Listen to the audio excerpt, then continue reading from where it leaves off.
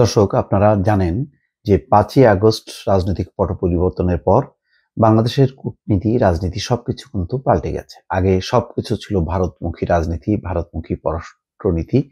এখন সেই জায়গা থেকে একটি আ যুগান্তকারী রূপান্তর ঘটেছে।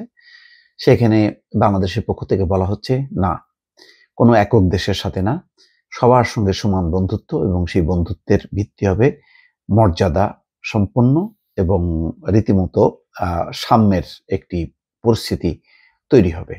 কোনোভাবেই মাথা নত করা বা নতজানু যে পররাষ্ট্রনীতি সেটা চলবে না। তো সেই ধারাবাহিকতায় পাকিস্তান খুব দ্রুত রেসপন্স করেছে।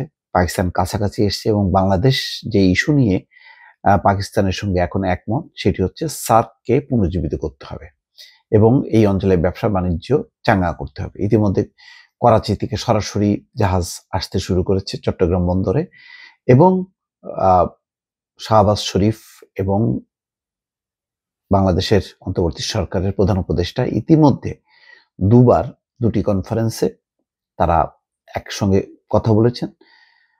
সাইড টকে তারা সিদ্ধান্ত নিয়েছেন যে সার্ককে পুনর্জীবিত করতে হবে। এরই মধ্যে খুবই এই সব কথাবার্তার মধ্যে দৃশ্যমান যে ঘটনাটি ঘটতে যাচ্ছে সেটি হচ্ছে পাকিস্তানের পররাষ্ট্রমন্ত্রী ঢাকায় আসতে পারেন ফেব্রুয়ারিতে। আজকে অনেকগুলো অনলাইনে এটি ব্যাপকভাবে প্রচার হয়েছে। খবরে বলা হচ্ছে পাকিস্তানের উপপ্রধানমন্ত্রী ও পররাষ্ট্রমন্ত্রী ইসহাক দার আগামী মাসের প্রথম সপ্তাহে ঢাকায় আসতে পারেন। ৫ই আগস্ট পরবর্তী রাজনৈতিক পট পরিবর্তনের পর ঢাকা ইসলামাবাদ সম্পর্ক এগিয়ে নেওয়ার বিষয়টি তার এই সফরে প্রাধান্য পেতে পারে বলে কূটনৈতিক সূত্রে জানা গেছে। ইসহাক দারের সফর নিশ্চিত হলে এটাই হবে এক যুগ পর পাকিস্তানের কোনো পররাষ্ট্রমন্ত্রীর প্রথম বাংলাদেশ সফর। ২০১২ সালের নভেম্বরে পাকিস্তানের তৎকালীন পররাষ্ট্রমন্ত্রী হিনা রাব্বানি খার ঢাকায় এসেছিলেন। বাংলাদেশের কূটনৈতিক সূত্রগুলো শুক্রবার প্রথম আলোকে বলছেন, একদিনের সফরে ইসহাক দারের ঢাকায় আসার কথা রয়েছে।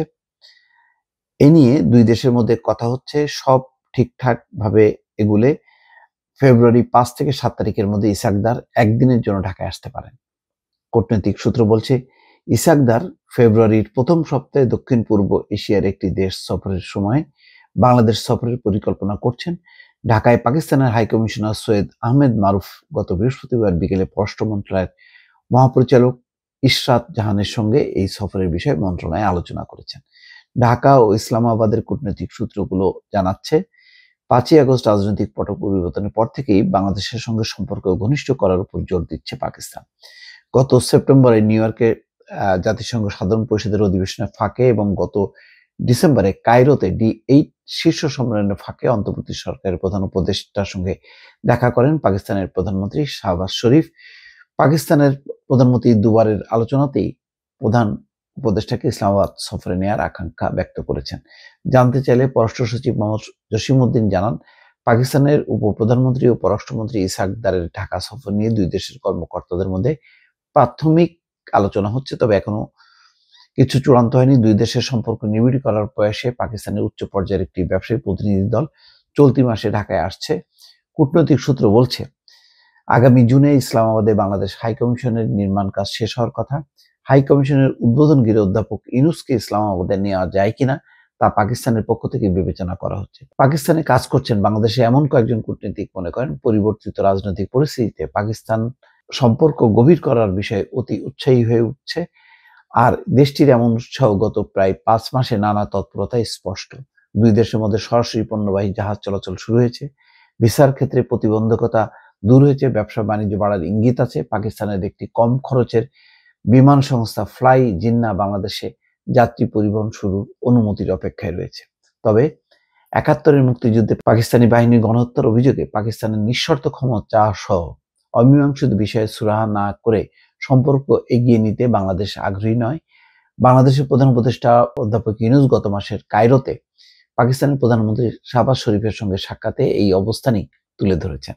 ১৯৭১ সালের অমীমাংসিত সমস্যাগুলো মীমাংসা করার আহ্বান জানিয়ে অধ্যাপক ইউনুস বলেছিলেন, বিষয়গুলো বারবার আসছে, আসুন আমরা সামনে এগিয়ে যেতে এই বিষয়গুলোর ফয়সালা করি। ভবিষ্যৎ প্রজন্মের জন্য বিষয়গুলো চিরতরে সুরাহা করে ফেলা ভালো হবে। এটাই বিষয়। তার মানে বাংলাদেশ কিন্তু ছাড় দিচ্ছে না, পাকিস্তানের সাথে সম্পর্ক চায়, কিন্তু যেই অমীমাংসিত বিষয় আছে, বিশেষ করে ৭১-এর মুক্তিযুদ্ধ, সেই বিষয়ে পাকিস্তান যদি নিঃশর্ত ক্ষমা চায়, ভুল স্বীকার করে, তাহলে সম্পর্কটা খুব দ্রুত বেগে এগিয়ে যাবে, এটি বলাই বাহুল্য।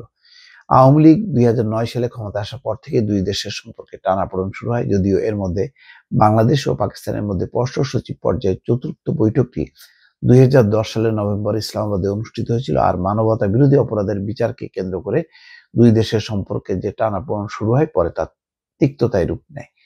তো যাই হোক, সেসব অতীত।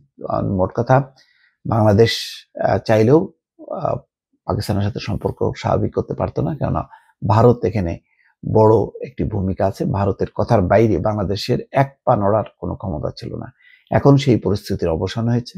ফলে বাংলাদেশ এখন যেই সিদ্ধান্ত নিয়েছে, পাকিস্তানকে নিয়ে সার্ককে উজ্জীবিত করা, এটি একটি যুগান্তকারী বিষয়। দক্ষিণ এশিয়ার মানুষের স্বপ্ন সার্ক। সেই সার্কটি আবার পুনরুজ্জীবিত যদি হতে পারে, তাহলে এটি বলা যায় এই অঞ্চলের দেশগুলোর মধ্যে পারস্পরিক সম্পর্ক বাড়বে এবং ভারতের যে একচোখা নীতি, একরোখা নীতি, সেই নীতির একটি অবসান ঘটবে। দর্শক, ভালো থাকবেন। আল্লাহ হাফেজ।